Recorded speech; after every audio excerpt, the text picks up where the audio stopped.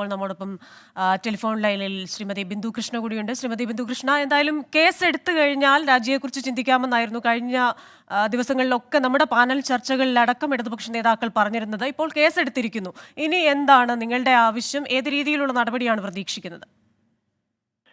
ഉണ്ടാകേണ്ട നടപടി ശ്രീ മുകേഷ് MLA സ്ഥാനത്ത് ഒരു നിമിഷം പോലും തുടരാൻ പാടില്ല എന്നുള്ളതാണ്. പക്ഷെ CPM വഴിവിട്ട് ഈ സ്ത്രീപീഡന ആരോപണങ്ങളിൽ മുകേഷിനെതിരെ സ്വന്തം ഭാര്യ ഉയർത്തിയിരുന്ന ഗാർഹിക പീഡന ആരോപണങ്ങളിലും എല്ലാം സംരക്ഷിച്ച കാഴ്ചയാണ് കേരളം കണ്ടിട്ടുള്ളത്.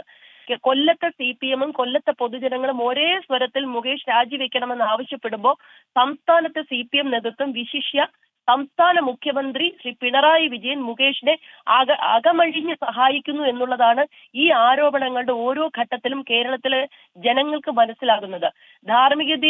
ധാർമ്മികമായി ശ്രീ മുകേഷ് ഈ സ്ഥാനത്ത് തുടർന്നുകൊണ്ട് അന്വേഷണത്തെ നേരിട്ടാൽ ആ അന്വേഷണം അട്ടിമറിക്കപ്പെടുമെന്നുള്ള കാര്യത്തിൽ യാതൊരു സംശയവുമില്ല. എത്രത്തോളം വഴിവിട്ട് ശ്രീ മുകേഷിനെ കേരളത്തിലെ CPM സംരക്ഷിക്കുന്നു എന്നുള്ളത് പലതവണ നമ്മൾ കണ്ടിട്ടുള്ളതാണ്. അങ്ങനെ ഉള്ളപ്പോൾ ഈ അദ്ദേഹം ഭരണകക്ഷി MLA ആയിരുന്നു കൊണ്ട് അന്വേഷണം നേരിട്ടാൽ അന്വേഷണം എങ്ങും എത്തില്ല എന്ന സാഹചര്യം ഇരിക്കെ വീണ്ടും അദ്ദേഹത്തെ ആ പദവിയിൽ തുടരാൻ അനുവദിക്കുന്നത് കേരളത്തിലെ രാഷ്ട്രീയ രംഗത്തിന് തന്നെ ഏറ്റവും വലിയ അപമാനമായി മാറുകയാണ്. നമുക്കറിയാം, ഐക്യ കേരള രൂപീകരണത്തിന് ശേഷം ഇന്ന് വരെ ഒരു ജനപ്രതിനിധിക്ക് നേരെ ഇത്രയും തുടർച്ചയായ പീഡന ആരോപണങ്ങൾ ഉണ്ടായിട്ടില്ല. ഇത്രയും ഇന്ന് അവിടുത്തെ ജില്ലാ കോൺഗ്രസിന്റെ പ്രതിഷേധം എങ്ങനെയാണ്? മാത്രമല്ല, ഇപ്പോൾ ഇന്നലെയൊക്കെ ചർച്ചയിൽ പങ്കെടുക്കുമ്പോൾ ഇടതുപക്ഷ അനുകൂലികൾ പറയുന്നത് നിങ്ങളുടെ ഭാഗത്തു നിന്ന് 2 MLA-മാർക്കെതിരെ സമാനമായ ആരോപണം ഉണ്ടായപ്പോൾ നിങ്ങൾ MLA സ്ഥാനം രാജിവെച്ചോ എന്നൊരു ചോദ്യം ഉന്നയിക്കുന്നുണ്ട്. ആ ചോദ്യത്തിന് മുന്നിൽ മറുപടി ഉണ്ടോ ബിന്ദു കൃഷ്ണ? തീർച്ചയായും മറുപടി ഉണ്ട്. ആ 2 കേസുകൾ ഉണ്ടായപ്പോ കേരളത്തിലെ നിയമം അനുസരിച്ചാണ് അതിനെ നേരിട്ടത്. ഒരാൾ ജയിലിൽ കടന്നു, ഒരാൾക്ക് കോടതി മുൻകൂർ ജാമ്യം കൊടുത്തു. അതിനുശേഷം കോടതി നടപടികൾ നടക്കുന്നു. മറ്റൊരു പ്രധാനപ്പെട്ട കാര്യം ആ വിഷയത്തിലുള്ളത്, അവർ രണ്ടുപേരും പ്രതിപക്ഷ MLA-മാരായിരുന്നു. പ്രതിപക്ഷ MLA-മാർക്ക് പിണറായി പോലീസ് സൗകര്യം ചെയ്തു കൊടുക്കും, ഔദാര്യം ചെയ്തു കൊടുക്കും, അവരെ സംരക്ഷിക്കുമെന്ന് കരുതുവാൻ വിവേകമുള്ള ഒരാൾക്ക് പോലും കഴിയില്ലല്ലോ. അതല്ലല്ലോ മുകേഷിന്റെ സ്ഥിതി.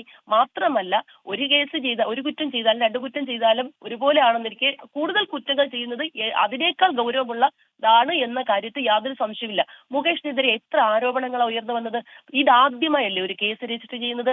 ആ ആരോപണങ്ങൾ ഉയർന്നു വരുമ്പോഴെല്ലാം തന്നെ കേരളം ഭരിച്ചിരുന്നത് CPM ഗവൺമെന്റ് അല്ലേ? അപ്പോൾ ആവർത്തിച്ച് ശ്രീ മുകേഷിനെ സംരക്ഷിക്കുന്ന CPM ഗവൺമെന്റ് MLA ആയിരുന്നുകൊണ്ട് ഈ കേസിൽ അന്വേഷണം നടന്നാൽ തീർച്ചയായും മുകേഷിനെ സംരക്ഷിച്ച് ഭരണകക്ഷി MLA എന്ന നിലയിൽ എത്ര പീഡന കേസിൽ ആരോപണ വിധേയനായാലും അദ്ദേഹത്തെ സംരക്ഷിക്കുമെന്നുള്ളതാണ് ഇതുവരെയുള്ള കാര്യങ്ങളിൽ നമുക്ക് വസ്തുതകളിൽ മനസ്സിലാകുന്നത്.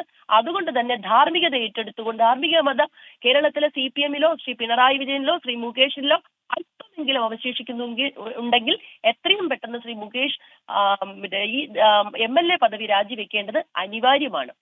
ഓക്കെ, ബിന്ദു കൃഷ്ണ സംസാരിക്കുകയായിരുന്നു. ഇന്നിപ്പോൾ അവിടുത്തെ കോൺഗ്രസ് ജില്ലാ കമ്മിറ്റിയുടെ നേതൃത്വം അല്ലെങ്കിൽ ജില്ലാ നേതൃത്വത്തിൻ്റെ നേതൃത്വത്തിൽ വലിയ പ്രതിഷേധം അവിടെ ഉണ്ടാകാൻ പോകുന്നു.